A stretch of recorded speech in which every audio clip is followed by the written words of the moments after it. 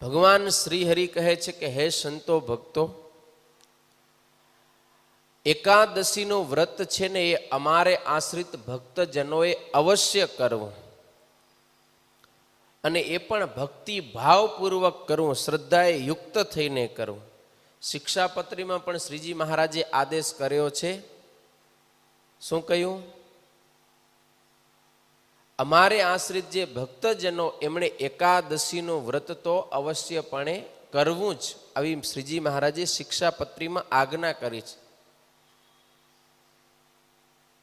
એકાદશી નામ સર્વેશામ કર્તવ્યમ વ્રત માદરાત. સર્વે એકાદશીનું વ્રત છે ને એ આદરપૂર્વક કરો. ભગવાન શ્રીહરિ બતાવે છે કે જે માણસ એકાદશીનો ઉપવાસ નથી કરતો એ રૌરવ નામના નરકમાં પડે છે. અને એ રૌરવ નામનો નરક કેવું છે? ગાઢ અંધકારથી યુક્તો અંધારિયું ઘોર નરકનો કુંડ છે એ રૌરવ. એની અંદર પડે છે. યાની કાની ચ પાપાની બ્રહ્મ હત્યા સમાની ચ અન્નમાશ્રિત્ય તિષ્ઠંતી સંપ્રાપ્તે હરિવાસરે. હરિવાસર એટલે એકાદશીનો દિવસ, એ હરિનો દિવસ છે.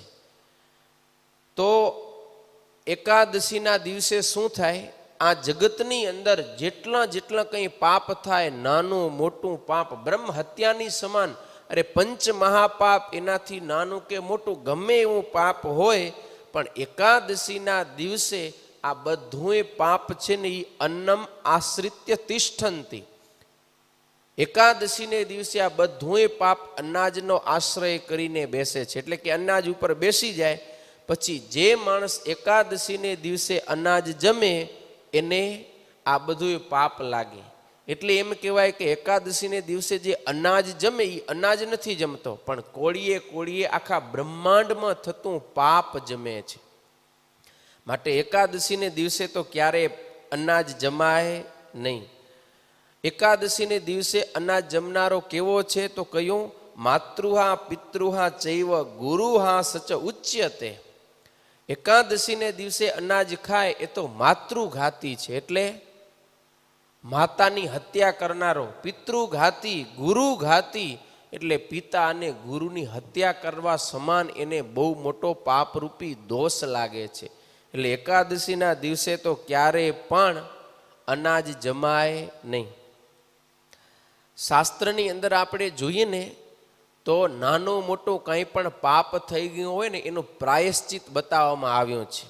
પંચ મહાપાપ થયા હોય ને, બ્રહ્મ હત્યા, કોકના સોનાનું ચોરી થઈ હોય, પછી દારૂ માંસનું ભક્ષણ કર્યું હોય, ગુરુ સ્ત્રીનો સંગ કર્યો હોય, આવા જે ભયંકર મોટા પાપ છે એનું પણ પ્રાયશ્ચિત એટલે કે એ પાપ થકી છૂટવાનો ઉપાય શાસ્ત્રની અંદર બતાવ્યો છે.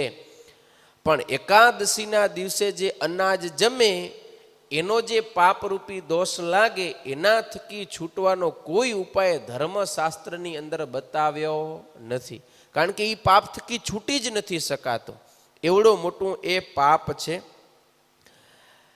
જો આ લોકની અંદર કોઈ દારૂનું પાન કરે ને, દારૂનું પાન કરનારો છે એ કેવળ પોતે જ મરી અને નરકમાં જાય, પણ દારૂ પીનારો બીજા કોઈને નરકમાં લઈ જતો નથી. પોતાનું એક કલ્યાણ બગડે, પોતે દુઃખી થાય.